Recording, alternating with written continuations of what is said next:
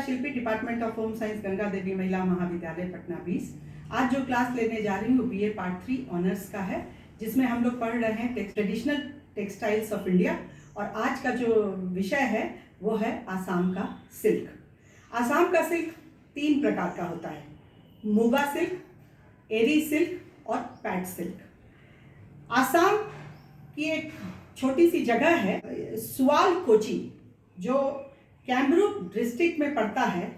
अभी भी वो स्थान सिल्क के उत्पादन का केंद्र है और अभी भी वह बहुत प्रसिद्ध है। अहोम रूल के समय इसका विकास चरमोत्कर्ष पर था। यह कहने में अतिशयोक्ति नहीं होगी कि इस युग का आसाम की संस्कृति तथा परंपरा पर काफ़ी प्रभाव है, परंतु आसाम का सिल्क का इतिहास इससे और ज़्यादा पुराना है। ह्यू सैंग ने कैमरूपा या कौटिल्य के अर्थशास्त्र में भी सिल्क उत्पादन तथा इसके उत्तम कोटि की चर्चा देखने को मिलती है। मुगा सिल्क के बारे में आगे जानना चाहेंगे।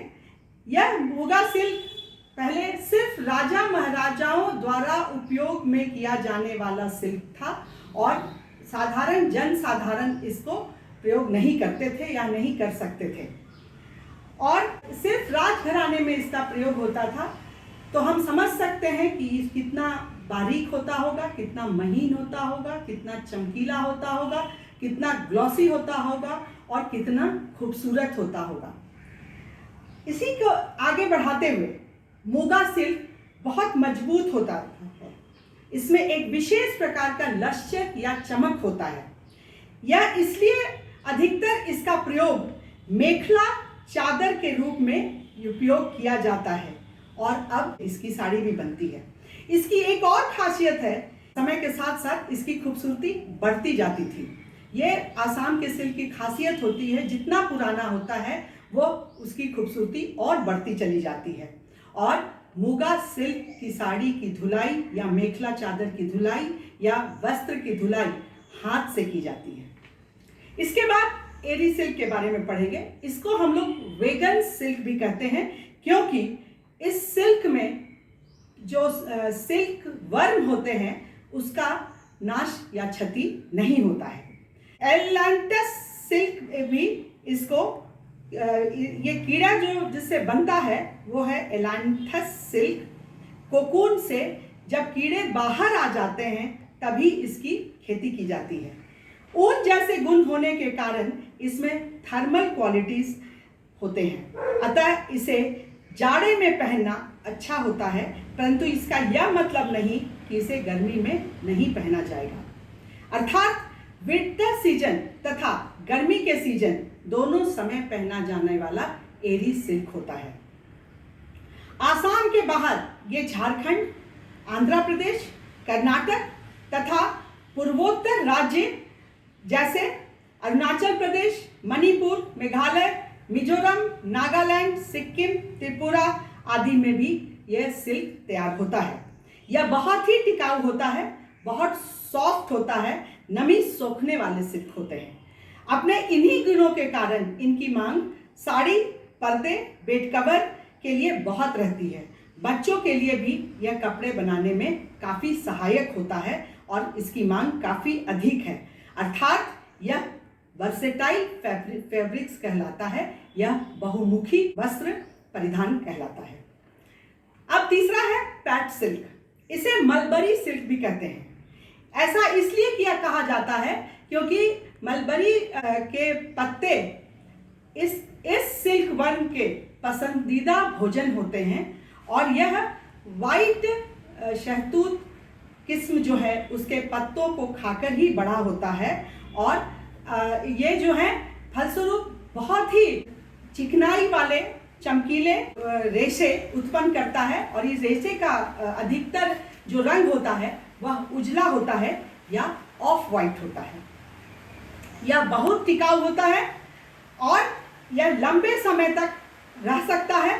यह भी ग्लॉसी होता है। सिल्क की एक खास विशेषता ही होती है कि वो उसमें गोंद पाने की वजह से वह ग्लॉसी होता है, अर्थात चमकदार किस्म होता है और इसकी मांग बहुत है और यह सुंदर सुंदर मेखला, चादर और साड़ियाँ इससे बनाई जाती हैं। अब अगर हम लोग जाने की आइडेंटिफिकेशन करना कर चाहें कि अगर मूंगा सिल्क को कैसे पहचानेंगे, तो यह गोल्डन रंग इसका होता है, गोल्डन ह्यू होता है और मूंगा का मतलब ही होता है पीला। और इस सिल्क का नाम इसलिए ही मूंगा रखा गया है क्योंकि यह पीला रंग का होता है। और मूंगा सिल्क बहुत सुपीरियर क्वालिटी का होता है और मूंगा सिल्क का केंद्र ब्रह्मपुत्र आसाम के वैली के स्थान को माना जाता है।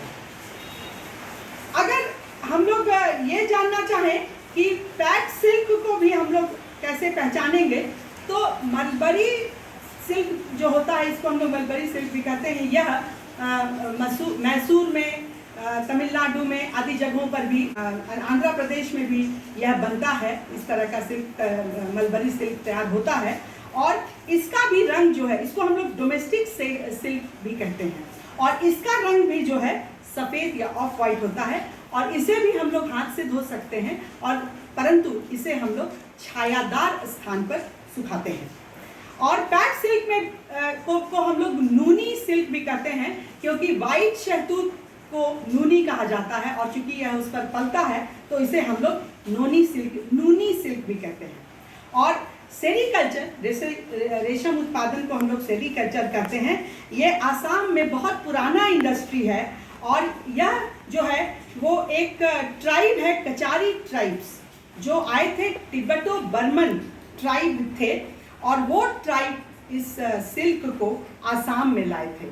और इन तीनों सिल्क को बनाने का जो कार्य करते हैं, उत्पादन का जो कार्य करते हैं, वो महिलाएं करती हैं और यह महिलाओं को सशक्त बनाने में वहाँ बहुत सहायक है। अधिकतर काम महिलाओं द्वारा ही संपादित होती है और आज भी महिलाएं इसमें कार्यरत हैं। अब हम ये चाहते हैं कि सिल्क पहचानना, जनरल सिल्क हम कैसे पहचानेंगे, तो ये फाइब्रस प्रोटीन होता है इसमें, सिल्क में, और ये जब जलते हैं तो आपके बाल अगर कभी जल जाए, जैसा महक निकलता है वैसा निकलता है महक, क्योंकि इसमें फिब्रोइन होता है सिल्क में और बाल में केराटिन होता है, तो दोनों का जलने का महक एक तरह का होता है, गंध एक तरह का होता है। और अगर ये सिंथेटिक हो, अगर आप जलाएंगे तो काला काला धुआं निकलेगा, पिघल कर गिरेगा और बहुत तेजी से जलेगा। इसलिए जब भी आप सिल्क का जानकारी हासिल करना चाहें, एक बकेट पानी का बगल में रखें ताकि अगर ऐसा कुछ हो जाए कि बहुत जल्दी ज्वलनशील हो गया तो पानी में डाल के बुझाया जा सके। और सिल्क कभी भी बहुत नहीं जलेगा, आग से आप हटाएंगे वो जलना बंद कर जाएगा। और दूसरा पहचानने का बहुत बड़ा तरीका है कि इनका मूल्य जो है सिल्क का बहुत अधिक होता है। साधारण या सिंथेटिक वस्त्र से जो सिल्क के समान दिखते हों परंतु सिल्क नहीं होते हैं, उनसे सिल्क का मूल्य कम से कम 10 गुना अधिक होता है। उसके बाद जो पैटर्न बनती है, अगर उसको आप देखेंगे, छपाई का जो पैटर्न है, अगर आप छपाई के माध्यम से कर रहे हैं तो सिल्क में पीछे में पैटर्न का किनारी जरूर आएगा और जो सिंथेटिक होंगे उसमें सादा आपको दिखेगा। और अगर ये किया जाए, मतलब अगर उस पर बुनाई के माध्यम से हम डिज़ाइन करते हैं तो पीछे भी डिज़ाइन आते हैं लेकिन वह अस्पष्ट फजी होते हैं और सिंथेटिक में कुछ नहीं आता है उस तरह का। और अगर आप हाथ से छुएं, दूसरा बहुत अच्छा तरीका है स्पर्श करके जानने का तरीका, तो हाथ से छुएंगे तो एक विशेष प्रकार की चिकनाई आपको सिल्क में दिखती है और महसूस होती है और जो इसका मोम जैसा भी आपको जो है सो लगेगा और यह इसका यूनिक कैरेक्टरिस्टिक है। अगर हम घर्षण करते हैं, दो सिल्क के वस्त्र को आपस में रगड़ते हैं तो एक क्रिस्प साउंड निकलता है सिल्क में और जिसे हम लोग वायर मिंग साउंड कहते हैं। और जो विशेषता है सिल्क की।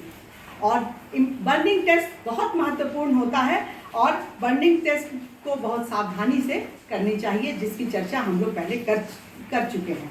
और सिल्क की तरह एक बात और जानना बहुत आवश्यक है कि सिल्क की तरह वूल भी उसी तरह से जलता है, क्योंकि दोनों जानतक रेशे हैं, जंतुओं से प्राप्त रेशे हैं, और दोनों के रेशे में प्रोटीन की बहुलता होती है, और इस वजह से सिल्क और ऊन एक प्रकार से जलते हैं। धन्यवाद।